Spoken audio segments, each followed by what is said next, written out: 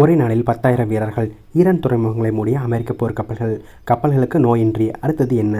Iran மற்றும் அமெரிக்க இடையே நிலவி வரும் அணு ஆயுத போட்டி காரணமாக மத்திய கிழக்கு பிராந்தியத்தில் போர் பதட்டம் உச்சகட்டத்தை எட்டியுள்ளது. இதன் ஒரு பகுதியாக ஈரானின் முக்கிய துறைமுகங்களை முற்றுகையிடும் நோக்கில் அமெரிக்கா தனது ராணுவ நடவடிக்கைகளை தீவிரப்படுத்தியுள்ளது. இதனால் அமெரிக்க மத்திய கட்டளை மையம் வெளியிட்டுள்ள தகவலின்படி சுமார் 10,000க்கும் மேற்பட்ட படை வீரர்கள், 100க்கும் மேற்பட்ட போர் மற்றும் கண்காணிப்பு விமானங்கள் மற்றும் 12க்கும் மேற்பட்ட அதிநவீன போர்க்கப்பல்கள் இந்த முற்றுகை பணியில் ஈடுபடுத்தப்பட்டுள்ளன. ஈரானிய துறைமுகங்களுக்கு நுழையும் மற்றும் அங்கிருந்து வெளியேறும் அனைத்து நாடுகளின் கப்பல்களையும் தடுக்கும் வகையில் இந்த கடற்படை முற்றுகை அமல்படுத்தப்பட்டுள்ளது.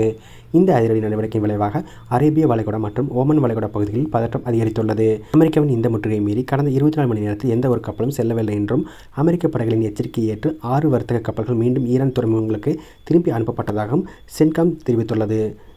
இந்த முற்றுகையானது பாரபட்சமின்றி அனைத்து நாட்டு கப்பல்களுக்கும் பொருந்தும் என்றும் அறிவிக்கப்பட்டுள்ள அதே வேளையில், ஈரான் அல்லாத பிற நாடுகளின் துறைமுகங்களுக்கு செல்லும் கப்பல்களின் சுதந்திரமான போக்குவரத்திற்கு அமெரிக்கா தொடர்ந்து ஆதரவளிப்பதாக கூறியுள்ளது. இந்த ராணுவ நகர்வு ஈரானுடனான மோதலில் அடுத்த கட்ட பதற்றமான சூழ்நிலையை உருவாக்கியுள்ளது.